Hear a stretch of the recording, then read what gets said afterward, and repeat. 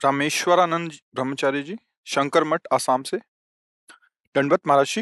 महाराज जी, कुछ दिन पहले ही ब्रह्मचर्य लिया है। इस पर आगे उन्नति के लिए आपका आशीर्वाद चाहिए था। सबसे पहली बात ब्रह्मचारी को ये है कि किसी भी तरह से शास्त्र आज्ञा का उल्लंघन ना होने पाए किसी भी क्षेत्र पे।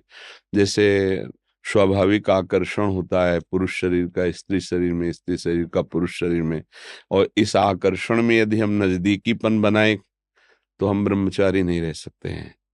जैसे किसी किसी के अन्य भी आकर्षण है, तो हमको अपनी मनोवृत्ति को देखना चाहिए कि काम संबंधी आकर्षण किधर है और उस दिशा से बचना चाहिए।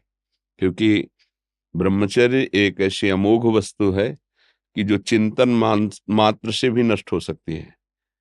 क्रिया प्रक्रिया संग ये तो आगे की बात हो गई। जैसे हम गाढ़ काम चिंतन में हो गए, हमारे अंदर एक मनोवाह नाड़ी है, वो नाड़ी मथानी समझिए। जैसे दूध को जमा कर दही किया गया और दही का जब मंथन किया गया तो उससे मक्खन घी निकलता है। ऐसे पूरे शरीर में, इस पांच भौतिक देह में कहीं भी देख लो, जैसे पित्त की थैली है और ऐसे ऐसे कहीं वीर की थैली नहीं है। ब्रह्मचर्य जो वीर है उसकी कहीं थैली नहीं है। वो पूरे रक्त को वो मनोवाह नाड़ी मथानी की तरह चिंतन से, जब आपका कामोत्तेजित चिंतन हुआ तो मंथन कर देगी। अब मंथन कर दिया तो फिर लघु शंका में, स्वप्न दोष में किसी न किसी तरह वो निकल जाए। अखंड ब्रह्मचारी जी के लिए चिंतन भी रोकना है, क्योंकि ध्यायतो विषयान, जहां हम विषयों का ध्यान किया तो संगस्तेषु उपजायते, उसमें आसक्ति पैदा होगी, फिर क्रियाएं आगे होने लगेंगी।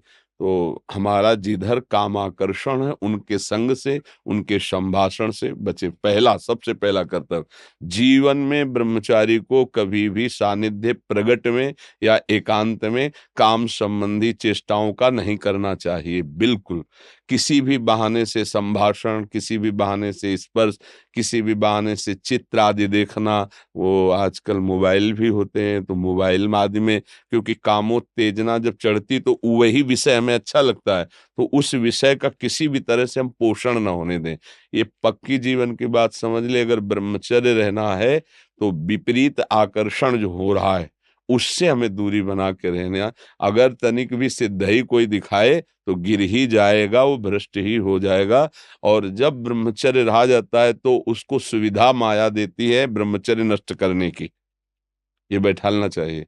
जैसे आप नियम लिए कि मैं आजीवन ब्रह्मचारी रहूंगा, तो आपको पक्की सुविधा एक समय आएगी कि आप आराम से भोग भोग लीजिए, कोई निगेटिव नहीं, कोई नकारात्मक सोच भी नहीं आएगी। आप उसको स्वीकार करें, क्योंकि आपके व्रत को भंग करने के लिए माया ऐसी सुविधा देगी।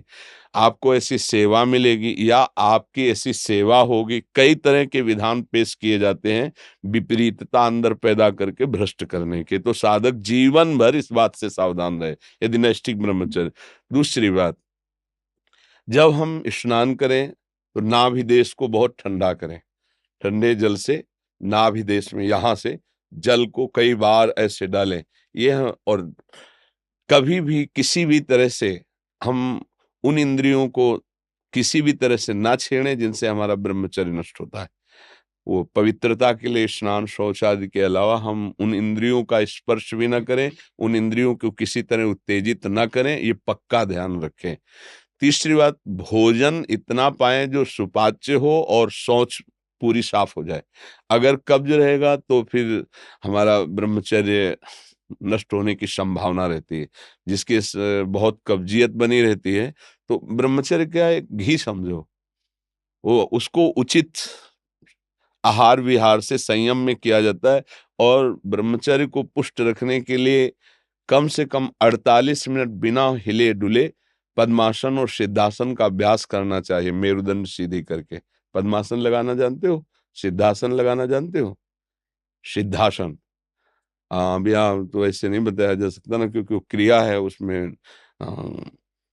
गुदा द्वार और मूत्रेंदी द्वार के बीच की जगह में बाएं पैर की एड़ी होनी चाहिए, और मूत्रेंद्री के ऊपर दाहिने पैर की एड़ी ऐसे आती है, तब वो ऐसे सिद्धासन ऐसे होता है। ऐसे 48 मिनट बिना हिले डुले सिद्धासन और पद्मासन का अभ्यास करे, आहार शुद्ध रखे, तो ब्रह्मचर्य ऊर्ध्वरेता होता है। जो ब्रह्मचारी है उसका ऊर्ध्वगामी वीर हो जाता है, फिर वो अधोगामी नहीं होगा। यदि अधोगामी शुरू हो गया है तो ऊर्ध्वगामी करने में बहुत कष्ट पड़ता है। अभी आपकी नवीन अवस्था है, बहुत बढ़िया अवसर है जीवन को ब्रह्ममय बनाने का। तो खान पान में खटाई, अधिक मिठाई, वो पदार्थ जो कब्ज बना दे, गरिष्ठ हैं, उनका त्याग। ब्रह्मचारी का मतलब एक बीमार अवस्था वाले का जैसा भोजन है, जितने से हमारे प्राणों का पोषण हो जाए, सात्विक भोजन। अब होटलों का भोजन खावे, खूब मिठाइयाँ खावे, सोचे ब्रह्मचारी रह जाए तो असंभव है। हाँ, मीठा आदि कभी थोड़ा लघु मात्रा में, खटाई तो बिल्कुल त्याज्य है, बासी अन्न त्याज्य है, अपवित्र स्थिति में बनाए गए अन्न का त्याग है। तब हमारा विचार शुद्ध होगा, तब सच्चा ब्रह्मचर्य है हर इंद्री का। वाणी का ब्रह्मचर्य व्यर्थ का बकवास नहीं, भगवत चिंतन हितकर मधुकर वाणी। नेत्रेंद्री का ब्रह्मचर्य सब में भगवत भाव देखना, कहीं कोई काम आदि की चेष्टा को ना देखना। श्रवणेन्द्री का भगवत चर्चा सुनना, शास्त्र चर्चा सुनना, व्यर्थ की बातें ना सुनना। ऐसे हर इंद्री का ब्रह्मचर्य हो जाएगा तो ब्रह्मचर्य का मतलब ब्रह्म में ही स्थित महापुरुष। सच्चा ब्रह्मचर्य का स्वरूप है ब्रह्म में स्थित महापुरुष, तो वहां पहुंचा देगा। ब्रह्मचर्य बहुत आवश्यक है, सबको आवश्यक है। गृहस्थ में उचित ब्रह्मचर्य है, विरक्त में नैष्ठिक ब्रह्मचर्य है, आजीवन ब्रह्मचर्य। जो ब्रह्मचर्य का महत्व नहीं रखते हैं उनका जीवन कूड़ा हो जाता है, उत्साहहीन, और कई तरह के ऐसे महान दोष उत्पन्न हो जाते हैं ब्रह्मचर्य की हानि से। तो ब्रह्मचर्य की हानि ना होने पाए ऐसा आहार, और शयन करने में दाई करवट का ज्यादा प्रयोग करें, दाई करवट का। और शयन 5 घंटे से अधिक नहीं, 24 घंटे में 5 घंटे शयन पर्याप्त है। फिर आगे चल करके तो और संयम हो जाता है। अब जैसे अपने लोग 8 या 9 के बीच में शयन करते हैं, 12 बजे बैठ जाते हैं। किडनी खराब है फिर भी उसका आश्रय लेकर के, जैसे अभी ये आश्रय इसीलिए इसका लिए हुए हैं कि उस पर वजन न पड़े। नहीं, ये सब थोड़ी आवश्यकता है, सोफा और तकिया इनकी थोड़ी आवश्यकता है अपने यार। अब ऐसे बैठे तो फेल किडनी है, वो जो सेवाएं बन रही वो नहीं बन पाएंगी। तो हर समय जब आप बैठें तो मेरुदंड सीधा, इसका ध्यान रखें, आगे नासाग्र दृष्टि रखें और सावधानी से शयन करें। शयन करते समय बड़ा खतरा है। शयन के समय हमारी इंद्रियां और मन बहुत चंचल होता है। उस समय अगर ब्रह्मचारी भगवत चिंतन करते हुए, उसको नींद से मतलब नहीं है, तन्मयता धारण करते हुए नींद में चला गया तो बच जाएगा। अगर कहीं उस समय वो छूट दे दी और पास में मोबाइल है तो कभी ब्रह्मचर्य नहीं रह सकता। मोबाइल आप रखते हैं? रखना तो होता है। सत्संग ये सब सुनते हैं।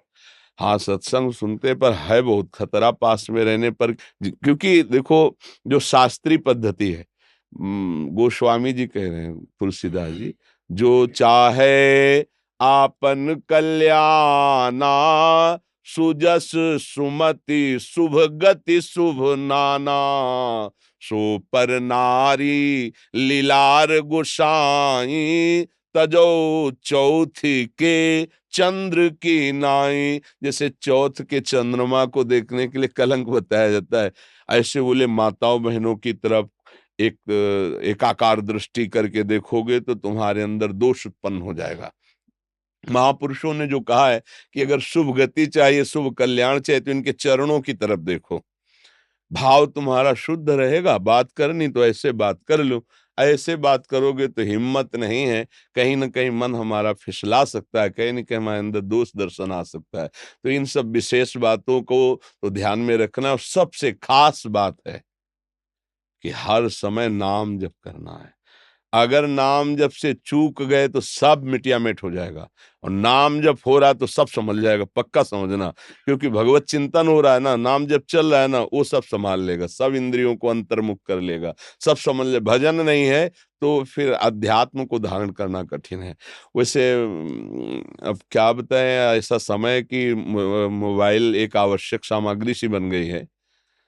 आज तक नहीं मोबाइल है, चलाना भी नहीं आता, जीवन में नहीं। जीवन में क्या, अभी तो 30-35 से तो चला है, 25-30 वर्ष से चला होगा मोबाइल। पीछे तो हमने कभी मोबाइल नाम सुना ही नहीं था। तो आधुनिकता अभी 25-30 वर्ष से इतनी बढ़ती बढ़ती चली गई कि जन जन के हाथ में हो गया ये। तो ना कभी रखा है, और भगवान कृपा करे ना आगे कभी रखना पड़े। कोई पर्सनल इसका प्रयोग नहीं है, जो प्रयोग समाज का है वो दो चार लोग अपने रखते हैं, अपने करते हैं। हमें लगता है ब्रह्मचारी अगर सत्संग सुनने के लिए वो चिप वाला प्रयोग करे और सत्संग केवल, वो ऐसे यंत्र आते हैं ना कि जैसे चिप लगा दो सत्संग सुनते रहो, मेमोरी कार्ड। हाँ ऐसा कुछ, मतलब इसको सर्च करके हम सत्संग सुने तो कभी ऐसी बुद्धि हो जाएगी कि सर्च करके हम गलत भी देख सकते हैं। और एक बार अगर उतर गए, फिसल गए, फिर वो मतलब चढ़ पाना बहुत कठिन होता है। जैसे बालू का बांध होता है, एक बार टूट जाए फिर उसे बांधना बहुत कठिन हो जाता है। तो हमारी प्रार्थना है कि अगर आप मोबाइल रहित जीवन व्यतीत कर सके तो अच्छी बात है। वास्तविक जब हम प्राणों को समर्पित करके निकले तो मोबाइल क्या चीज है। अगर सत्संग आपको सुनना है तो आप किसी भी भाई से मिलते तो है ही, मिल समाज है तो वो यूट्यूब से आपके सत्संग को भर देगा, आप उसको सुन लिया, फिर आप नवीन भरवा लीजिए। यंत्र रखिए, पर मन को संभालने के लिए अगर ये कहीं भूल से ऐसा कुछ हो गया तो फिर बहुत ही, तो हमें लगता है साधक को तो सावधान रहना चाहिए। दिन भर तो शांति हो, जब शाम के शयन करने जाए और मोबाइल पास है तो मुझे लगता है खतरा पास रखा हुआ है साधक के पास। इसीलिए किसी साधक के पास नहीं मिलेगा, जिनको सेवाएं हैं उनके पास है, और उनको भी चाहे वो बूढ़ा हो चाहे बड़ा हो, कभी भी किसी भी क्षण चेक किया जा सकता है, हमारे यहाँ का सिद्धांत है। तो सबकी जांच है, इसके ऐसा नहीं कि तुम मनमानी जो कुछ चाहो सो कर सको। और भगवान की कृपा से उन्हीं को दिया गया है जिनकी कसौटी में कस करके जो पास हैं। तो मुझे लगता है बच्चा, अभी तुम नवीन बच्चे हो, मोबाइल का संग त्यागो, फिर आगे बढ़ो तो बहुत अच्छे महात्मा बन जाओगे, क्योंकि अभी नवीन अवस्था है ना। हाँ, जगत का कल्याण करने वाले बन जाओगे। सतरति सतरति सा लोकांतारे, बहुत आनंद आएगा, बहुत आनंद। थोड़ा 10-20 वर्ष ब्रह्मचर्य रहो, फिर आप देखो कैसा आनंद आता है। कोई भी सर्दी गर्मी बरसात मान अपमान दुख सुख छू नहीं पाता। हर कष्ट को सहने की सामर्थ्य ब्रह्मचारी के अंदर होती है। तो इसलिए नाम जप करो, और जो जो कहा है इसको फिर भरवा लेना किसी चिप आदि में, दोबारा सुन लेना, क्योंकि ये यूट्यूब में डाल देंगे तो इसको बार बार सुनना। हाँ, ब्रह्मचर्य के लिए ये बहुत आवश्यक है कि हम कोई किसी भी तरह इंद्री का दुलार न करें, किसी भी तरह हम ऐसा आहार न करें, किसी भी तरह हम ऐसा व्यवहार न करें, तो हमारा ब्रह्मचर्य पुष्ट हो जाएगा।